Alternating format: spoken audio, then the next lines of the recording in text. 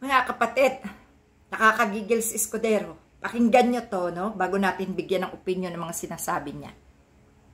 Ito po.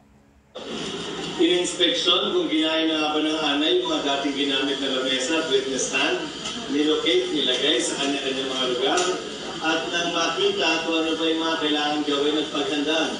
Dahil gaya ng sinabi ko, dahil na isampa na ang impeachment, may katiyakan na magkakaroon ng impeachment trial at kailangan itong paghandaan ng Senado. Hindi namin ina-accept ang aming panahon pagkaman recess sa paghahanda kaugnay nito. So does it mean the trial is imminent or are you sticking to the original pronouncement na it will be after the SONA? Wala namang magaganap dahil recess. Ulitin ko, ano man ang sinasabi ni Numan, hanggat walang sesyon at hindi na-convene ang may sesyon, walang trial na pwede maganap habang kami naka-recess. Klaro at maliwanag sa rules namin. Ayan. Sa tingin ko, sabi niya, no? Sabi niya, wala raw trial na mangyayari kung hindi pa sila nagsisesyon. Ito po ay hanggang 10 session. Kaya po, dapat sila, inuumpisahan na nila ito, no? Inuumpisahan na nila. At ito nga po, bakit kailangan pang magpaligoy-ligoy pa siya ng salita? Marami pa siyang sinasabi, mga anay-anay kung saan nakapwesto, kung saan paano. May nabasa pa ako na kung ito ba raw ay tungkol doon sa pagpapako kay Jesus sa krus, no? Sari-sari na itong si Escudero. Talagang dinidelay niya lang yung impeachment kay Sara Duterte. Pakiramdam ko po may iniintayan. Kung hindi man nag-iintayan ng kung ano pa man bagay, iniintay niya na mag-resign si Sara Duterte, no? Binibigyan niya pa ng pagkakataon si Sara Duterte na makapag-resign para po makatakbo pa ng presidente sa 2028. At ito pa po ang sabi niya, ang nakalagay po kasi dito sa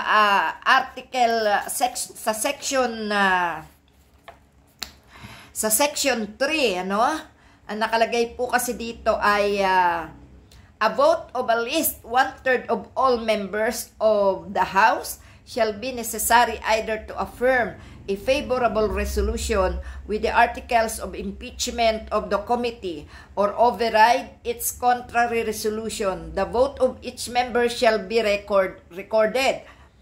In case the verified complaint of resolution of impeachment is filed by at least 1/3 of all members of the House, the same shall constitute the articles of impeachment, and trial by the Senate shall forthwith proceed. No? Ito po ay hindi pwedeng i-delay. No? At ito nga po ang sinasabi. Ang sabi ni Escudero, kailangan pa raw i-check kung talagang ang mga congressman ang pumirma, no? Marami siyang paligoy-ligoy, marami siyang dahilan talaga. Talagang dapat ito patikimin na si Escudero ng lakas ng bayan, no? Kasi ibang klase to, iba to. May simpatya to sa mga Duterte kasi pakinggan niyo tong sinasabi niya tungkol sa pagbabanta ni Duterte. Ito po, pakinggan niyo po. Labas ng lawyer's fees, ha? Ayan, pati gastos, alam niya. Engage the services of some practicing lawyers in a law firm. Although hindi pa nasasabi na yun, wala pa naman. Wala pa siguro 1 milyon ang gagastos yun. Pati gastos, alam niya na. Bakit kailangan niya pang alamin agad itong magagastos? May mga law firm pa siya agad na inaano. Samantalang hindi nga siya naghahanda. Hindi nga siya natataranta sa mga ipinag-uutos ng taong bayan at pati ng mga lawyers at ng mga nakakaintindi ng konstitusyon natin.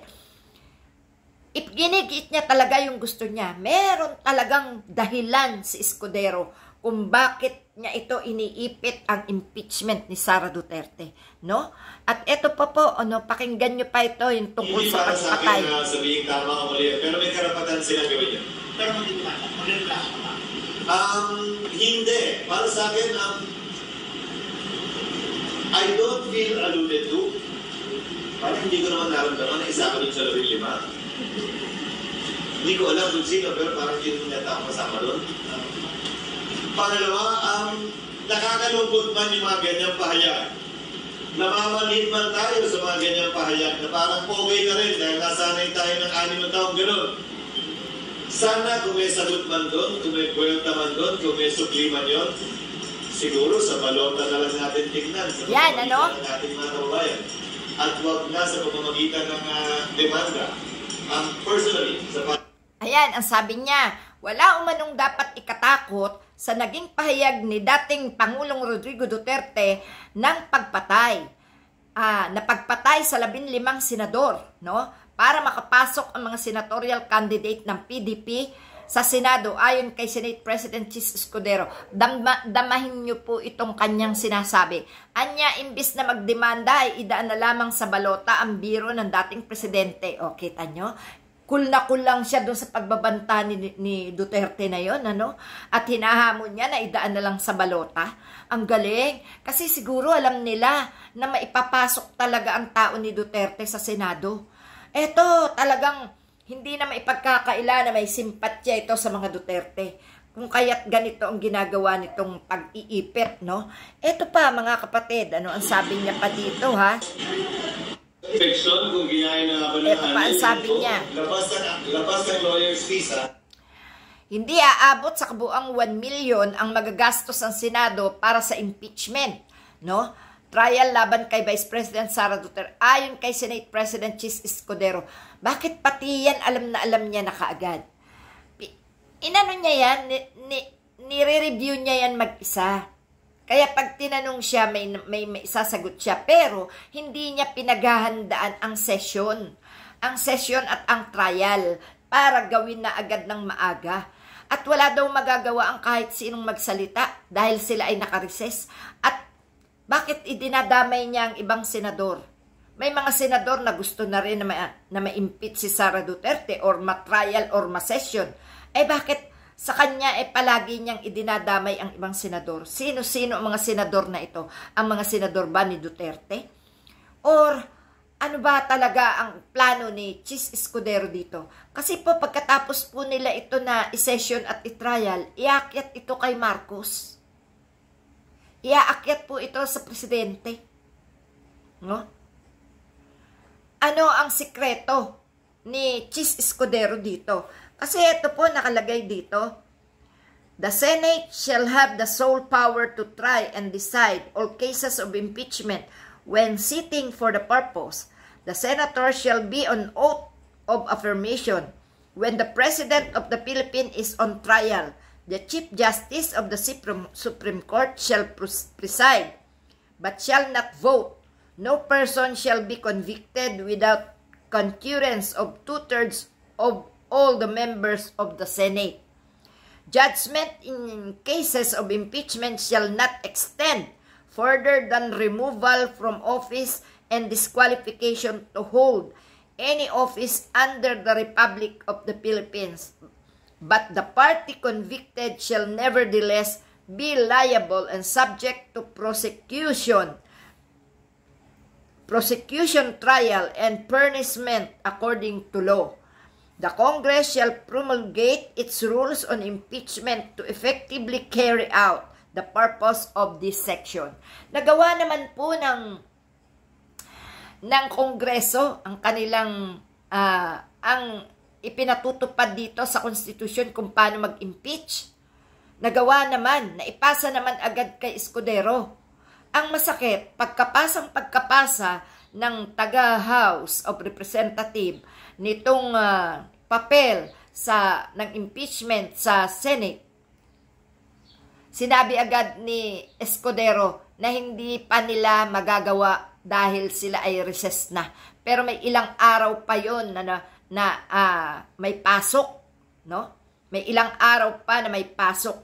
Dapat inumpisahan niya na yan. Kaya ito si Escudero, wala. Meron itong malalim na pakikipag-ugnayan sa mga Duterte. Ang iniisip ko po ay malamang na nag-iintay siya ng resignation ni Sara Duterte. Baka may plano to, no? Na mag-vice president.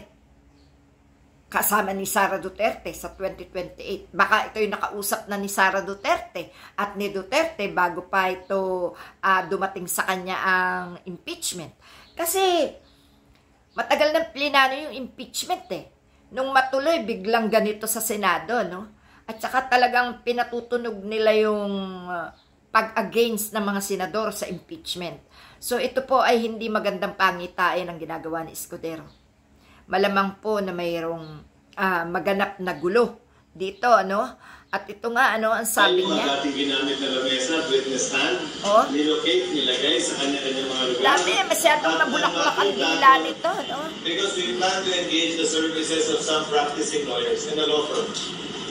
Although hindi pa nasasabing alyan, wala pang amount. Wala pa siguro 1 milyon ang gagastos sila. Sa tingin ko, labas ang lawyer's fees, because we plan to engage the services of some practicing lawyers in a law firm. Although hindi pa nasasabing alyan, wala pang amount. Wala pa siguro 1 milyon ang gagastos sila.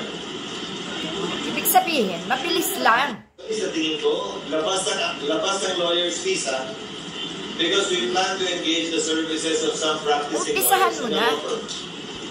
Although Umpisahan mo na, Escudero. Huwag mo na hintayin pa na mapika at magalit ang taong bayan sa iyo. No? Iiwas mo rin ang sarili mo sa maaaring gawin ng tao. No? Huwag kang makipagmatigasan. Ikaw ang may hawak niyan. Ikaw ang masusunod. Ikaw ang hinihintay ng ibang senador. Paano mo nasabi na walang dapat ikatakot sa mga pagbabanta ni Duterte? Dahil ba hindi ka kasali sa kanyang pinagbabantaan? Dahil hindi ka naman kandidato sa ngayon, di ba? Hindi mo rin pala iniisip ang mga kasamahan mo sa Senado, no?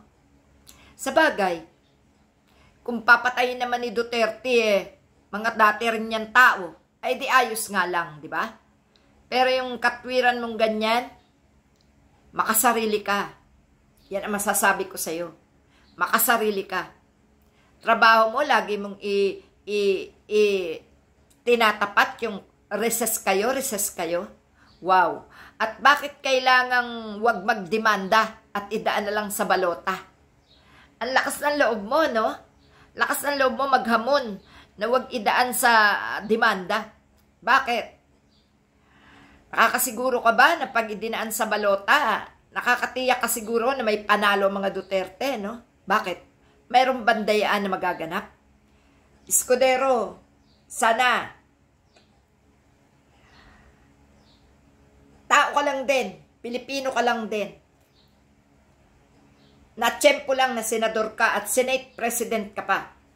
Pero, kung kaming mga pangkaraniwang mamamayan, kung kaming mga ordinaryong mamamayan, ay hindi mo pakikinggan, wala na akong magagawa sa'yo.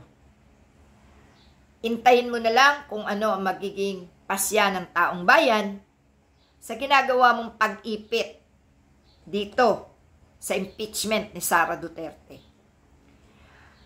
Hindi na kasi tama Ang dami mo kasi talagang rason. Ang galing ng dila mo, mabulaklak. Pero, hindi dapat ganyan ang mga sagot mo, Escudero. Dapat sinasabi mo na, pasensya na po kayo dahil kami po ay nasa bakasyon pa. Intay-intay nyo lang po ang aming hindi yung kung ano-ano pang paligoy-ligoy ang sinasabi mo. No? Tama. Re-reviewin nyo lahat yung ginawa ng Kongreso na pag-file, na pag-impeach kay Sara Duterte. Pero walang nakalagay dito na isa-isahin mo pang alamin kung sino yung mga pumirma. Wala kang tiwala sa mga kasama mo. Kasi nakalagay dito, a vote of least 1/3 of all members of the House shall be necessary either to affirm favorable resolution with the articles of impeachment of the committee or override its contrary resolution. The vote of each member shall be recorded. Naka-record. May resolution sila. Anong ipagdududa mo? Bit mo pinagdududahan ang trabaho ng mga taga-kongreso? Masyado kaya tambilib sa sarili mo? Grabe ka. Grabe ka, no? Masyado kang bilib sa sarili mo, wala kang tiwala sa mga kasama mo dyan sa gobyerno. Pare-pareho lang kayo ibinoto ng tao. Pare-pareho lang kayong pasweldo dyan. Ikaw lang ang nagpapabagal ng sitwasyon. Ano ang iniintay mo sa mga Duterte? Pera ba o resignation? Yan ang tanong namin sa'yo. Okay, salamat po.